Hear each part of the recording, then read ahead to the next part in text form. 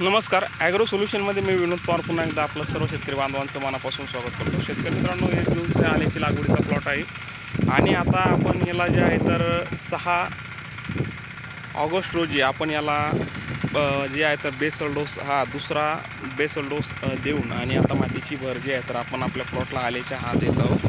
शेतकरी मित्रांनो, हा जवळपास 65 दिवसाचा प्लॉट आहे. 65 ते 66 दिवसाचा प्लॉट आणि 66 दिवसाच्या प्लॉटला आपण ही आता दुसरी भर आपण आता या प्लॉटला देतो. पहिली भर आपली लागवडीच्या वेळीची पहिली भर होती आणि त्यानंतर काल आपण याला जे आहे तर तण नियंत्रण करून तण खुरपून आणि तण खुरपल्याच्या नंतर आपण आले पिकामध्ये आपण काय केलं की याला जे आहे तर नळीच्यामध्ये दोन्ही तासामध्ये आपण याला खताचा डोस दिला. खताचा डोस देत असताना आपण DAP 1840 आणि त्यामध्ये पोटॅश आणि त्याच्यामध्ये मॅग्नेशियम आणि सल्फर आणि आपण याचं मिश्र खत जे आहे बेसल जो आहे तर आपण आले पिकाच्या नळीवरती टाकलेलं आहे.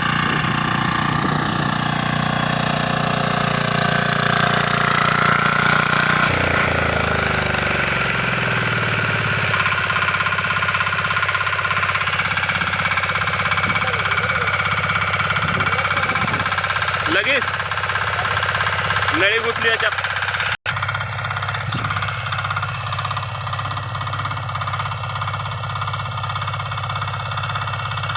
सध्या पाऊस नाही आहे, ड्राय आहे, त्यामुळे माती ही कोरडी आहे आणि माती एकदम मोकळी पद्धतीनं माती आपल्या पिकाला जे आहे तर बसत आहे. त्याचा फायदा हा आपल्या अद्रक पिकाला होत आहे. शेतकरी मित्रांनो, माती ही लावल्या गेली पाहिजेत आणि माती सध्या आता ह्या 70-75 दिवसापर्यंत जास्तीत जास्त 80 दिवसापर्यंत आले पिकाला माती चांगली लागते. एकदा की दाट फुटवा जेव्हा येतो त्यावेळेस माती ही मध्ये तासावरती अशी जात नाही आणि त्यामुळे काय होतं की माती जागेतच ताडून खाली साईडला पडते. तर त्या अनुषंगाने 65 ते 70 दिवसानंतर बेसल डोस देऊन आणि आपण जर मातीची जर बरं योग्य जर दिली तर त्याचा फायदा आपल्याला पुढं आल्या पिकाच्या कंदवाढीसाठी हा होतो. आणि इथून पुढं काय होतं की कंदमाशीचाही प्रादुर्भाव खूप मोठ्या प्रमाणात जाणवत असतो. तर अशा वेळेस काय होतं की मातीची भर जर आपण ट्रेलरच्या सहाय्याने आता जर एकदम प्रॉपर जर मातीची भर दिली तर कंदमाशीचा प्रादुर्भाव हा खूप कमी प्रमाणात आपल्याला जाणवतो.